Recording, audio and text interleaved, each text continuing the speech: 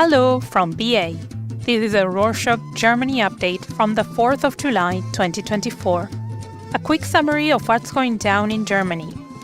From Friday the 28th until Sunday the 30th, the right extremist Alternative for Germany, or AfD, held its party convention in the North Rhine-Westphalian town of Essen. Tens of thousands of demonstrators gathered in several locations to protest and disrupt the convention. There were some highlights on the delegates' arrival. For instance, Delegate Stefan Hardy got out of his car, walked up to a seated blockade of protesters and spat in the faces of two people. A little later, he violently attacked a protester and bit him in the leg. At the convention, the party re-elected its leaders, Alice Weidel and Tino Kruppala.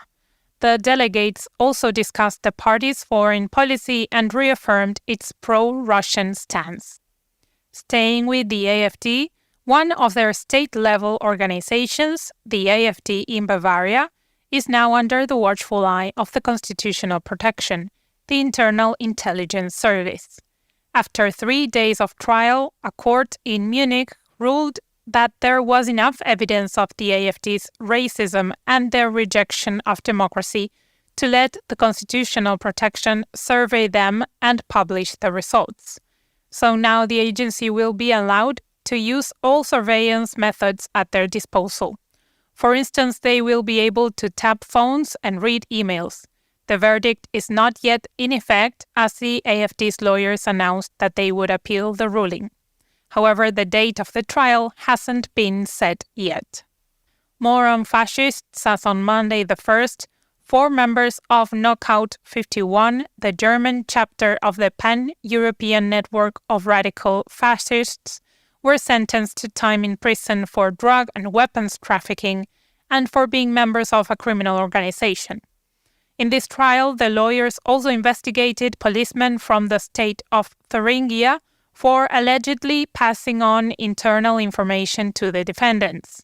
The police officers haven't been charged yet, but there's a high chance that they will go to trial.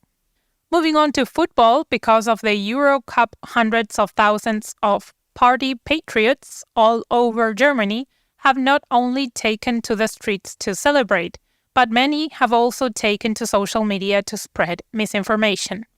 Some of the most curious and dangerous lies floating around on the web these days include German flags not being allowed at fan festivals, an alleged prayer room only for Muslims at a fan area for public viewing in Berlin, and the center-back Antonio Rudiger being an Islamist fanatic.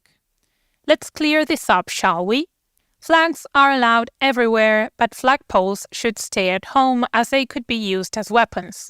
The prayer room in Berlin is open and furnished for every religion, and Antonio Rudiger is a Muslim and has shown the outstretched index finger, which is a sign affirming that there is only one God and has nothing to do with Islamism.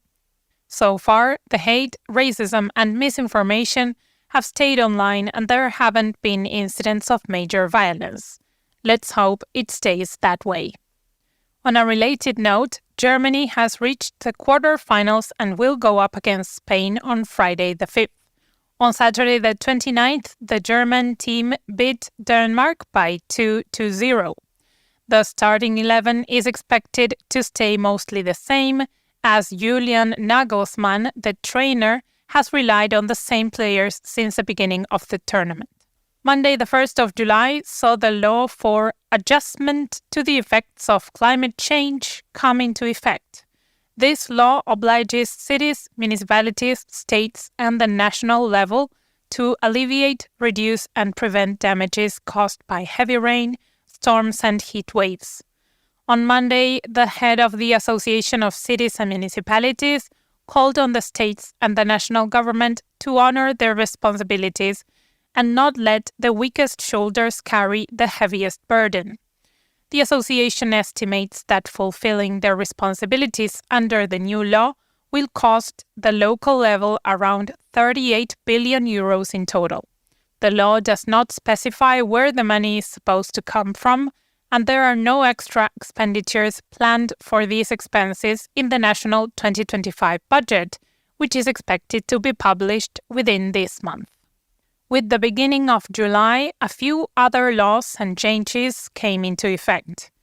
Cannabis social clubs are now allowed to grow cannabis and pass on the harvest to their members in return for a membership fee. Starting on Sunday, the 7th of July, all newly licensed cars will have to be equipped with something like a black box, such as the ones that planes have. It will record all important inputs and events in case of a crash. Newly licensed cars will also have to be equipped with an array of other safety features, including cruise control and emergency brake assistance. Another change is that heavy smokers above 50 will now also have free access to lung cancer detection and prevention programs. Lastly, pensions will increase by 4.5%. The new Liberal Free Democratic Party, or FDP, has voted on a positional paper demanding a stricter legal framework for organized labor. The paper demands several restrictions on the right to strike.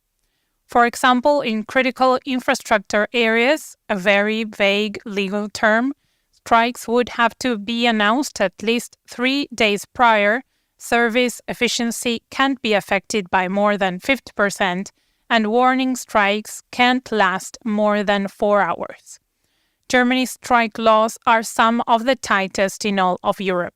Still on organized labor, employees in 6 cities have protested against Mercedes' plans to sell its dealerships. The workers who, after a sale, would no longer be employed by Mercedes fear worsening working conditions and lower wages.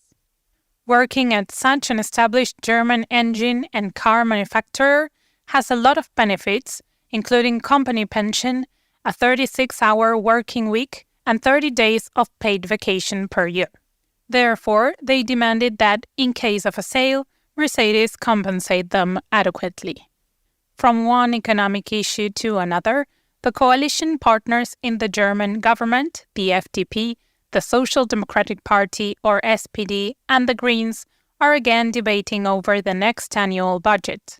The FDP is demanding more cuts in social welfare spending, while the Social Democrats and Greens are publicly calling into question the debt brake.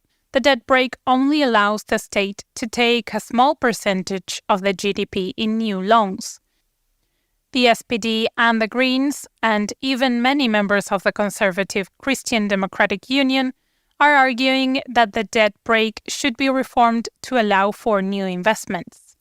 Current numbers estimate the required investments into public infrastructure alone to be between 400 and 600 billion euros. These are estimations that are based on investments that could or should have been made in the last 30 years. And to close this edition, let's talk about taxpayers' money. On Tuesday the 2nd, the NGOs Oxfam and Network for Tax Equality published a study that shows how the German state passed on over 380 billion euros in tax revenue since the collection of asset taxes was paused in 1996. Taxing assets like savings, shares, or art is possible under German law. In 1996, the conservative and liberal government halted the collection of asset taxes. They were following a ruling by the Constitutional Court, which recommended higher taxes on real estate. Instead of heavier taxes on big real estate owners, the then government stopped collecting all asset taxes. Now, 30 years later, Germany has the highest level of inequality among the big economic players in Europe, which are Spain, France, and Italy. While the asset tax was being collected, the municipalities and cities were the biggest beneficiaries. But since it's a federal law, the main beneficiaries don't have a say in its enactment or recontinuation. And that's it for this week. Thank you for joining us. Hey, did you know that if you're listening to us on Spotify, you can leave comments or questions in the episode? Take a look at it, it's right there. The comments are private by default and we won't publish them, but feel free to share your email so we can contact you back. We might give you a shout out in the next episode. Put something in there, go crazy. We'd love to hear from you. Ciao!